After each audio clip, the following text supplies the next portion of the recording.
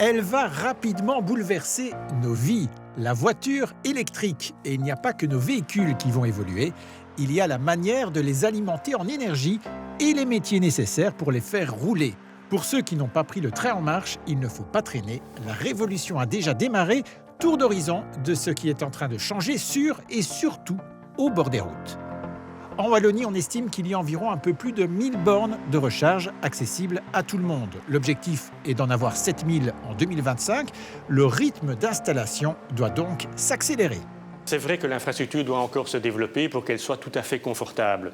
Maintenant, ceux qui utilisent quotidiennement une voiture électrique et qui ont un point de recharge soit à la maison, soit au bureau, n'ont aucun problème à pouvoir utiliser les voitures. Ils font même parfois beaucoup de kilomètres. Mais effectivement, l'infrastructure va jouer un rôle essentiel pour le développement de la voiture électrique. Une solution viendra de l'installation massive de bornes de recharge à la maison et sur le lieu de travail. Une start-up de Wavre l'a bien compris. Son constat, la demande en bornes explose et l'offre peine à suivre. On a bien effectivement remarqué qu'il y a un énorme engouement au niveau de bornes de recharge, ce qui fait que les demandes sont vraiment énormes et très difficiles à combler pour une jeune entreprise, en tout cas dans un premier temps. 2 mois après son lancement, la start-up a déjà placé 35 bornes de recharge, principalement chez des particuliers, soit sur la façade, soit dans le garage. Ce qui est surtout important pour limiter le budget, c'est d'installer la borne, comme ici, à proximité du tableau électrique. Alors au niveau des particuliers, il faut prévoir comme budget, dans 80% des cas, donc comme ici, plus ou moins un budget de 1600 à 2000 euros. Et pour réduire l'investissement jusqu'à la fin 2022, les particuliers bénéficient d'une déduction fiscale qui peut aller jusqu'à 675 €, avec une TVA à 6% si le bâtiment a plus de 10 ans. C'est encore plus intéressant pour les entreprises, jusqu'à 200% de déduction fiscale jusqu'à la fin 2022. Cet avocat a vite fait le calcul, il en a installé 2 sur son parking. On a décidé d'installer des bornes compte tenu de la pénurie de bornes de recharge rapide en Belgique et donc de la nécessité d'avoir un véhicule qui peut être chargé de permanence. Si nous n'avions pas eu la possibilité d'installer une borne, nous n'aurions pas pris de voiture électrique. On est passé de l'hybride au véhicule électrique parce qu'on en avait les possibilités. Ce choix bientôt n'existera plus à partir de 2026.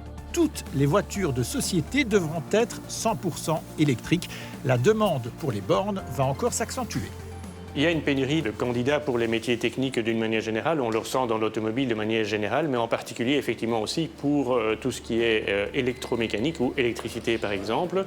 Ce sont des nouveaux métiers, il y a un potentiel incroyable de carrière dans ce domaine-là, mais il faut effectivement que la formation des jeunes puisse suivre. Et les voici, les jeunes électriciens tant convoités. Cette école en forme une dizaine tous les ans. Ce n'est pas assez pour répondre à la demande.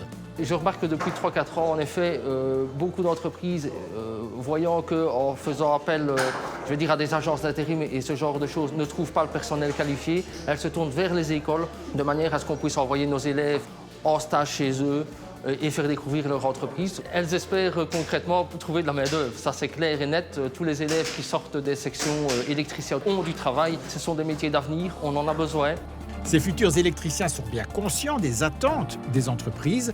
Louison termine sa formation et il sait qu'il aura du travail à la sortie de l'école. Oui, j'en aurai parce que de toute façon, on arrive à un stade où dans l'avenir, ça sera des voitures électriques. Donc au final, il faudra quand même installer des bornes pour les voitures. Puis je pense que ce métier ne peut pas être changé par des machines, je veux dire. Donc il y aura quand même tout le temps des gens pour travailler là-dedans. Un vent de fraîcheur et une note positive, cela fait du bien dans une nouvelle économie partie sur les chapeaux de roue.